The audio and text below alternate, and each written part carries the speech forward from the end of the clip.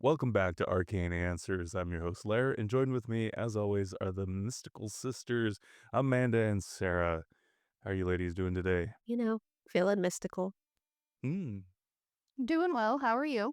I'm well, thanks for asking. Today, we are going to, and that's right, it is today because we're recording during the day. I'm going to be talking about American vampires, specifically the New England vampire panic, and just a little sample case of that. So, are you guys familiar with this? No, so this was the first opportunity I've ever really had to even look into American vampires and focused rapidly on one type, so I'm excited to hear everyone else's today. Awesome. Yeah, I was really interested in this topic for quite a while, and like there's so many facets to it, from like vampire cults that are murderous to apparently like cases of TB back in the early days of America, like in 1892 specifically, is what I'm going to be addressing. Okay. Yeah, so, like, it's not the Transylvanian folklore, but it is, just just akin to it, and you'll see why. So, during the TB or tuberculosis outbreak, they called it consumption back then. Uh, they didn't really know much about what was going on in smaller rural communities. They were affected by it, and what would happen is, like, consumption is just like that. It's consuming you. You would have, like, dramatic weight loss and often coughing up blood, right? So, very vampiric looking, and that is scary enough. We got some pretty nice, sanitariums out of it, but, uh, the thing that it did was trigger a panic here in New England.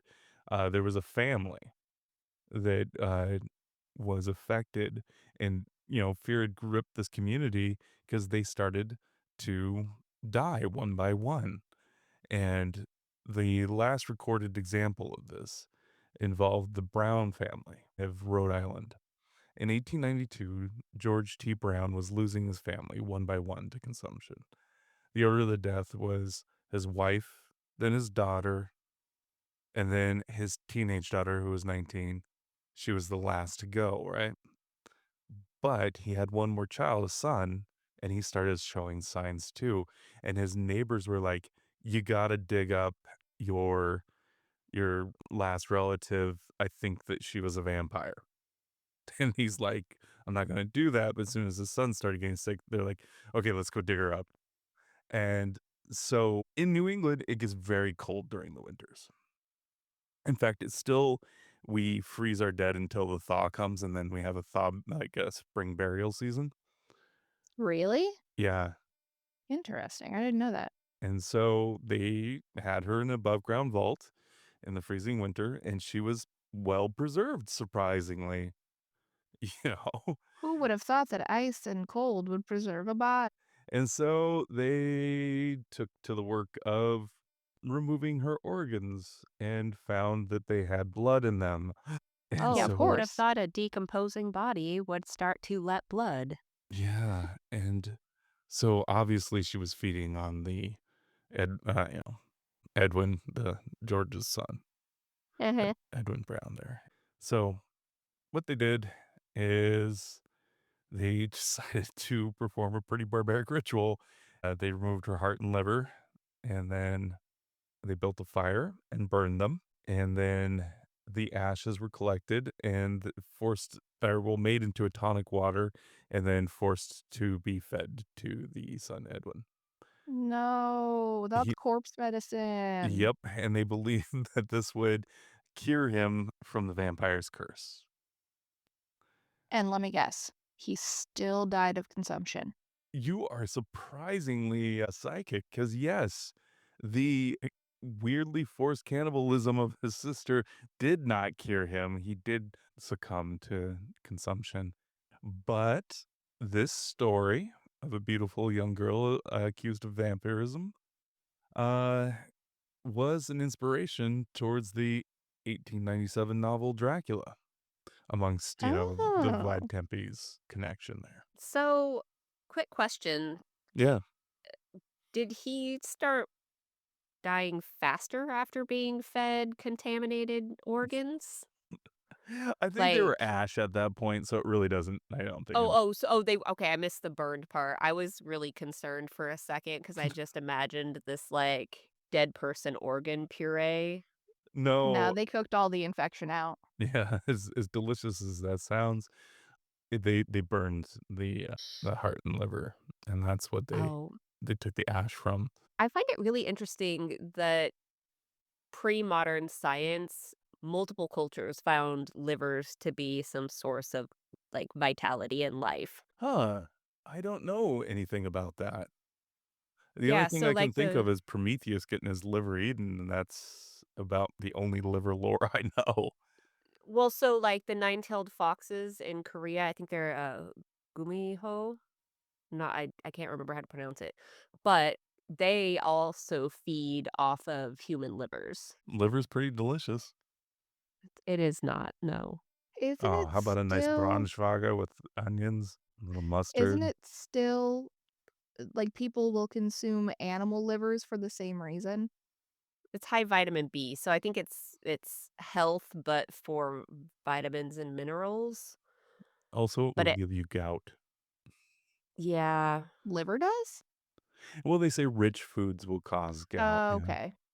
Yeah, and it's a filter organ too, so, I Yeah. mean, while it does have huge amounts of benefits, it's where your cholesterol is synthesized in your body, so Mhm.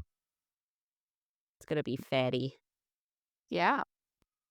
That's why I only eat the pancreas for insulin reasons. Yeah, that's what we eat in this house too. Yeah.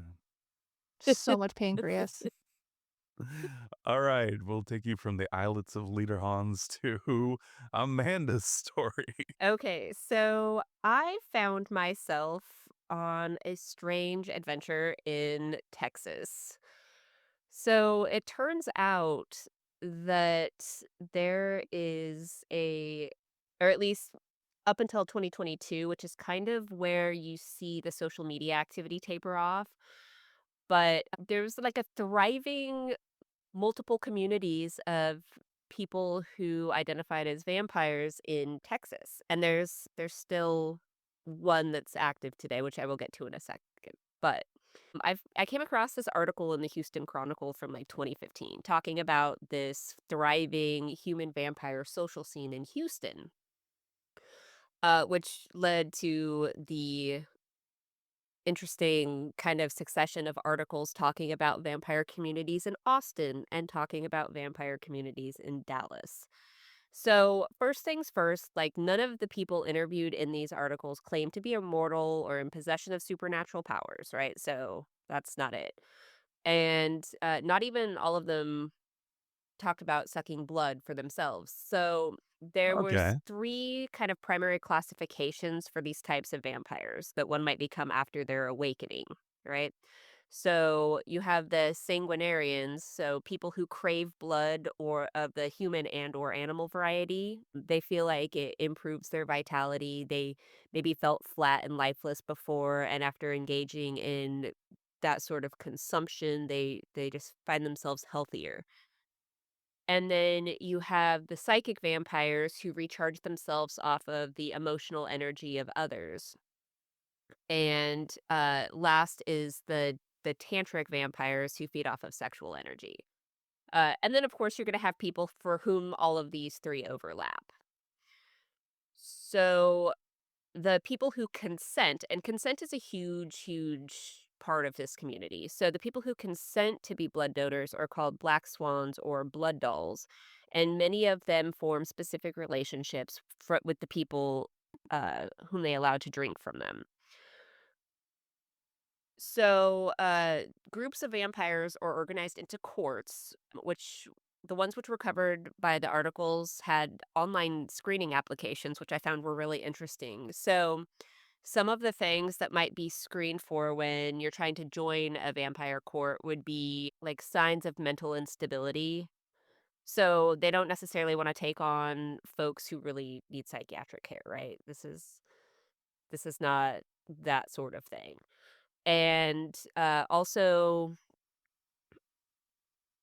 hold on, I lost my spot. I'm very sorry. You're gonna No, have it's to. okay.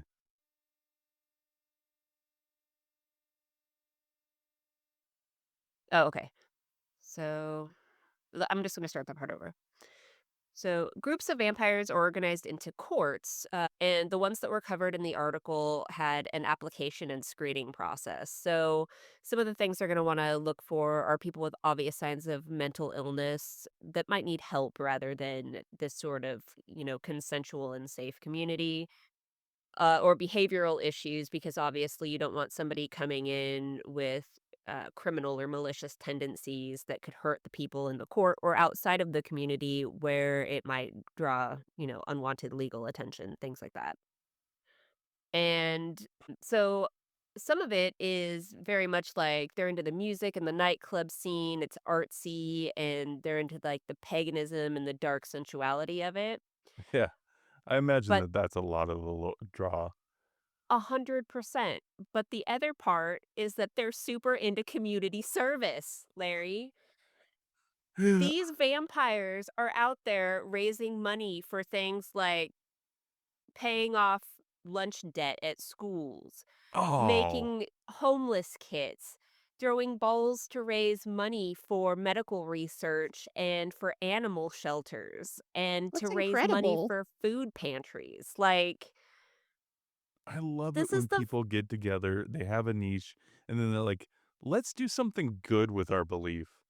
I love it so much. And so I mean, again, the really sad thing is that it looks like COVID took out a lot of this really active community. I mean, the courts would have like the courts from various cities would come together and have these kind of, I don't know, conventions. I don't know what the word is for it. So that they could all organize and figure out, how they want to run business for the next year. Yeah, there you go. The Colts hold a bigger court. Yeah, so I was really, really excited about that too. Like, the whole thing is just so charming and delightful in such an otherwise dark topic. Um, and the other thing that I found really interesting is you often think of like, oh, BDSM, it's gonna be really big in the vampire community. Mhm. And it didn't really seem like it. Like, most of them are like, "Well, we'll acknowledge the fact that, like, there's this dominant subordinate relationship between vampires and their, black swans by nature of the blood gift itself." But they don't seem to be super into sadism. Like, that they're not mean. They're just people trying to live their lives. And so, one of the ones that is actually still active today, which is the Vampire Court of Dallas, they do things like hold what's called Krampusnacht holiday toy drive. Oh, that's Uh, Yes. and then currently on their Facebook page now, they do something called Semifang, which is the anti-suicide campaign. oh, that's That's really nice. amazing. Are they Yes, reaching and out they to have. marginalized people outside of the vampire community? Yeah, and there was another one that I saw called Angel Stakes, which is a casino night that raises funds to fight human trafficking. Oh, that's cool. So So they go sound ahead. like they're just all around good people that have found their niche in life and do well for others. Yeah, and the really interesting thing too that I found as we get older, a lot of people tend to join things like churches, whether or not they're necessarily ardent believers, because of that community it gives, because you get together and it gives you an excuse to do other or good things for other people. So I love the concept that you have this sort of shunned niche of people who kind of create this church-like community where they can go out and do good for other people and still live their lives the way they want to. I like that too. I mean, it reminds me a little bit of the work that the Church of Satan does. Not to Yeah. compare the two, but like, they're fighting for First Amendment rights Yeah. and like separation of church and state and things like that, where Yeah. like they're a niche community that's like, we're going to be politically active. Yeah. Yeah. And I love them too. I mean, I'm a fan of all sorts of secret societies and things of that nature. Absolutely. So, I mean, take the Shriners, for instance, right? We can Mhm. even throw them into a group like this where they're out there and no one knows what they're really doing behind closed doors, but I know that they help out kids in need. So, Oh, Yeah. I had a friend whose son was helped, he had some sort of bone deformity in his legs, and the Shriners took care of all of his hospitalization needs yeah, and I all of the surgeries involved in correcting it. It's amazing. I burned a third of my body and they paid for my hospital bills. Oh, wow. I love Shriners. Yeah. I just wanna give back to those guys and give them a shout out. Yeah, Absolutely. Shriners and they're the Vampire Court of Dallas. So that wraps up my extremely enthusiastic segment on the philanthropic vampires of Texas. Have you guys heard of the Casket Girls of New Orleans? No. No. You haven't? Okay, good. So, in the early days of New Orleans, so the 1700s, there were the town was primarily made up of men, and they decided, hey, we need some wives because we need to be taken care of. We need somebody to give us children. So, they enlisted the help of France. They were like, hey guys, we need some ladies over here. So they asked France for, and I use the term woman loosely, they asked France for women of virtue in childbearing age. So in 1928, a number of girls arrived. They were said to be pale and sickly, and when the sun touched their skin, they would blister. These women arrived with their belongings in caskets, So France was small. just like, "We have all these vampires, we have to get rid of them. How are we going to do it?" Well, and I notice you say girls, so what age are we talking about You here? know what? They didn't give me ages, but I suspect too young to be sent somewhere to be married. Oh, gross. Okay. So at first they were sent to a convent. The nuns were to take care of them and to teach them until they were old enough for marriage. So that's what leads me to believe they're probably on the younger end. The nuns were instructed to store the caskets, and the caskets were to remain closed until the girls were married off. So the heavy coffins were taken to the third floor attic of the convent. After some time, the nuns decided that they were going to open the coffins or the caskets, and they found them empty, which was odd because when they lugged them up there, they were very heavy, and now they were very light. They didn't have anything in them. The girls didn't have, a lot of belongings in their living area, so what was in the caskets and why were they so light now? It is said that the girls actually had brought the undead with them to New Orleans. It sounds like the girls were the undead. Okay, that's the other theory. But why would the coffins be heavy or the caskets be heavy if the girls were out of them when they were lugged up to the attic? I don't know. Yeah, exactly. This is why it's a mystery. So it said that at night, the undead would leave their coffins and escape through the attic window to feed. One night, the nuns decided to bless the convent while the coffins were empty. They nailed the attic windows closed with nails that had actually been blessed by the Pope at the time and sent over to them, and they bolted the door shut. I'm sorry to interrupt, but how did that conversation go? Because you had to write it and be like, Absolutely. "Dear Pope, could you please bless these Yeah. nails?" It We need gets even Pope nails, more TM. it gets even more interesting after I wanna say it was Hurricane Katrina. Obviously, there was a lot of damage done to the convent from the hurricane. The windows had been opened, the nails had been destroyed or lost, and the city of New Orleans actually asked that pope at the time to bless nails to send over to re-nail the windows closed. They thought he did, like, a half-assed job the first time? Well, no, because the nails were destroyed or lost during the hurricane, they needed new ones to close Oh. it again. Oh. So, yeah, like modern time, they had Ah. that pope, again, bless nails and send them over due to them being destroyed or lost in the hurricane. Oh, so they were working. They're like, "Oh, man, we can't get these or let these vampires out again." Yeah, Pope, Was it I don't Francis I or didn't write John? I didn't write any of the popes down, and I don't know I think it's exactly still which John. hurricane it was, but I wanna say it was Katrina. Okay, so the nuns blessed it. The doors were, bolted shut. Doing this was said to prevent the vampires from returning to their coffins before the sun rose. The stories do vary, though. Some say that the girls themselves were the vampires. Others say that they brought vampires with them. So the theory of the girls being the vampires, just like you were saying, Lare, it was, "Hey, we got vampires in France. Let's ship them on over to this colony in the Americas. Good luck. We gotta get them out of here. They're wreaking havoc." Why now, you'd think during that time, if France sent you a bunch of vampires, you'd send them back. Right. Listen, they I were really hard up for ladies. They were. Also, this was I wanna say I read this was before they took Australia and turned it into, like, where they send all of the criminals and stuff, and so it was kind of a way like New Orleans, they were trying to get rid of their quote unquote "desirables." Mhm.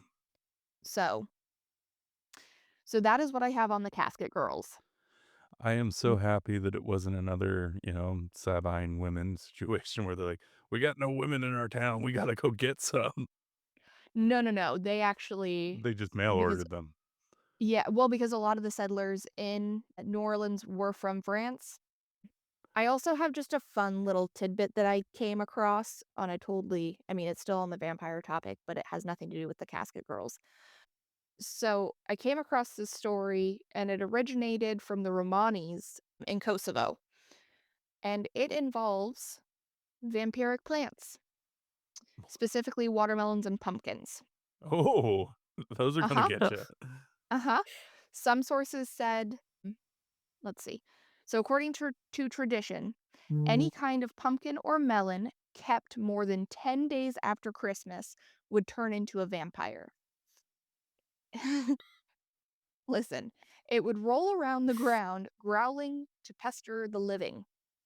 Uh, but people didn't fear them because they didn't actually have teeth.